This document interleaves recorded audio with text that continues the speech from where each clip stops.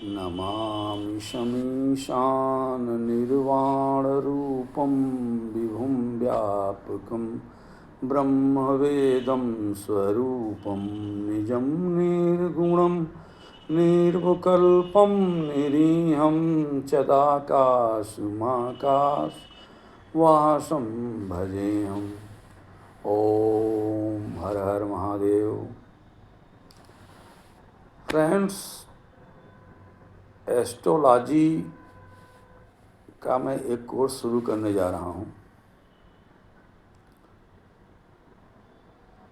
Astrology मनुष्य के जीवन में आवश्यक क्यों है? क्या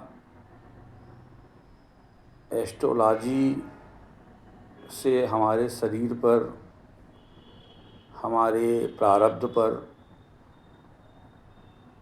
या आने वाले फ्यूचर पे कोई फ़र्क पड़ता है या नहीं? लेकिन मैंने अनुभव किया है कि फ़र्क पड़ता है। आप 30 वर्ष तक, 40 वर्ष तक एस्ट्रोलॉजी से दूर रहते हैं, अचानक क्या हो जाता है कि आप एस्ट्रोलॉजी की तरफ मुड़ जाते हैं? कोई न कोई प्लैनेट आपके जीवन में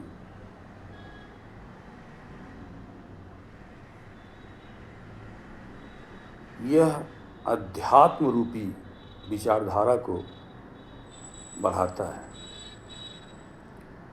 प्लैनेट कोई भी हो सकता है,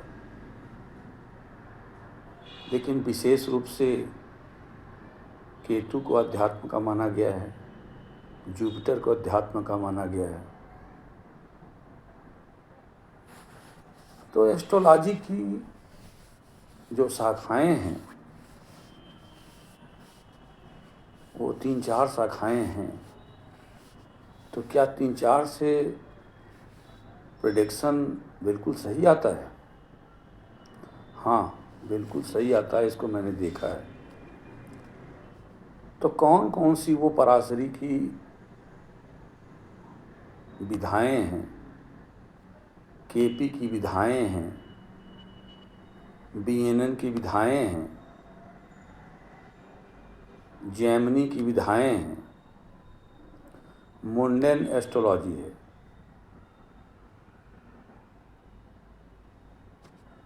लाल किताब का भी जिक्र होता है।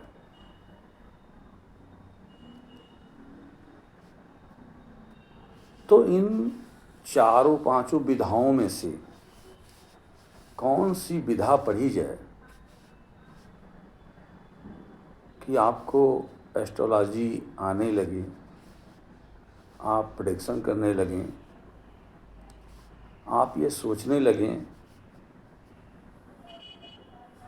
कि कल क्या होगा, क्या नहीं होगा? एक बात तो ज़रूर है, एस्ट्रोलॉजी पढ़ने से आदमी का व्यक्तित्व बहुत अच्छा हो जाता है। उसको भले बुरे का ज्ञान रहता है। तो इस कड़ी में मैं डेली एक चैप्टर पराशरी का वीडियो अपने YouTube चैनल पे डालूँगा, और जो एकदम अनजान हैं एस्ट्रोलॉजी से, जिनको कुछ भी नहीं समझ में आ रहा है, वो भी बड़े आसानी के साथ एस्ट्रोलॉजी की हर बात को धीमे धीमे समझ सकते हैं। अगर आप ये समझें कि मुझे 10 दिन में एस्ट्रोलॉजी आ जाएगी, 15 दिन में आ जाएगी, 1 महीने में आ जाएगी, इवन 1 साल में आ जाएगी, इवन 2 वर्ष में आ जाएगी, तो आपका समझने का नज़रिया थोड़ा सा भिन्न हो जाएगा। क्योंकि एस्ट्रोलॉजी एक अथाह समुद्र है। उसमें आप डूबते जाइए, डूबते जाइए, हर बार एक रत्न समुद्र से निकालते जाइए और ऐसा रत्न आपको प्राप्त होगा कि लगेगा कि इससे तो मेरी पूरी ज़िंदगी बदल गई। फिर अगली दिन फिर आप डिप करेंगे, फिर एक अलग प्रकार का रत्न। तो एस्ट्रोलॉजी की एक विशेषता है कि आप उसमें से जो भी प्राप्त करना चाहें प्राप्त कर सकते हैं, लेकिन शर्त ये है कि मन से, आत्मा से आपको एस्ट्रोलॉजी सीखनी होगी। अगर आप मन और आत्मा से एस्ट्रोलॉजी सीखते हैं तो निश्चित रूप से आपको एस्ट्रोलॉजी की पराकाष्ठा पर एस्ट्रोलॉजी पहुंचा देगी। पराशरी को एस्ट्रोलॉजी का जननी कहा गया है। अच्छा, बिना पराशरी एस्ट्रोलॉजी जाने आप एस्ट्रोलॉजी की बारीकियों को नहीं समझ सकते। अगर आपको एस्ट्रोलॉजी में प्रेडिक्शन करना है,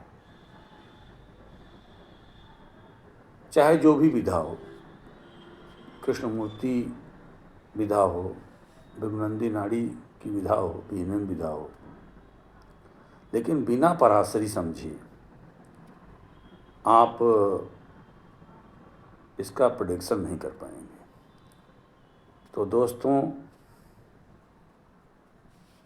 आइए चलते हैं एक अलग दुनिया में जिसको ज्योतिष की दुनिया कहा जाता है।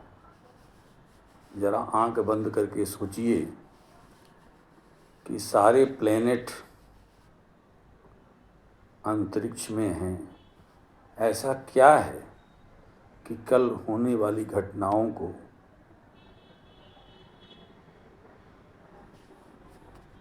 आपके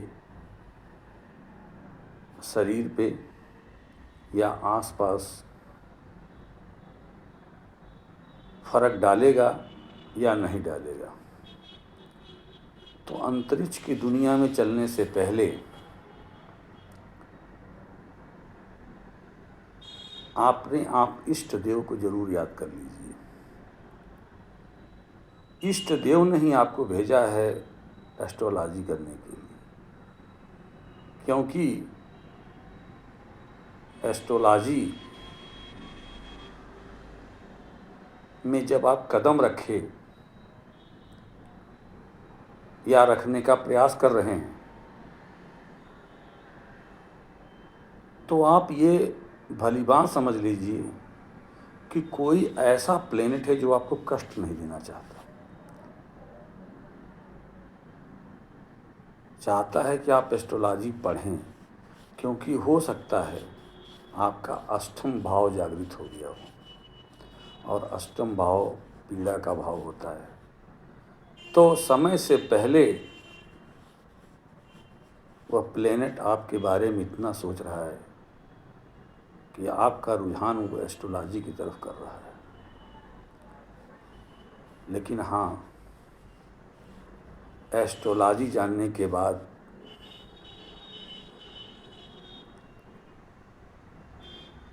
हर किसी की सहायता ही करनी चाहिए। एस्ट्रोलॉजी जानने के बाद आपका अगर उद्देश्य केवल धन कमाना रहेगा तो जहाँ तक मैं समझता हूँ धन के साथ साथ आपको पीड़ा भी आ जाएगी।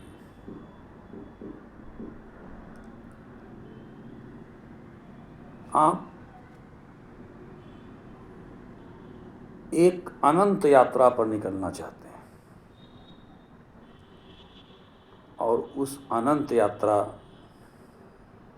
को समझने के लिए आपको एकाग्रचित होना पड़ेगा, ध्यान देना पड़ेगा तो सबसे पहले मैं आप सभी को धन्यवाद देता हूँ कि जो मेरा चैनल आप लोग देख रहे हैं, और मैं बिना किसी फीस के आपको पराशरी की हर कला से वाकिफ़ कराऊंगा। ये मेरा वादा है। मेरे एस्ट्रो एजुकेशन चैनल को आप लोग सब्सक्राइब कीजिए और एक अनंत दुनिया की सफ़र पे निकलिए। बहुत बहुत धन्यवाद।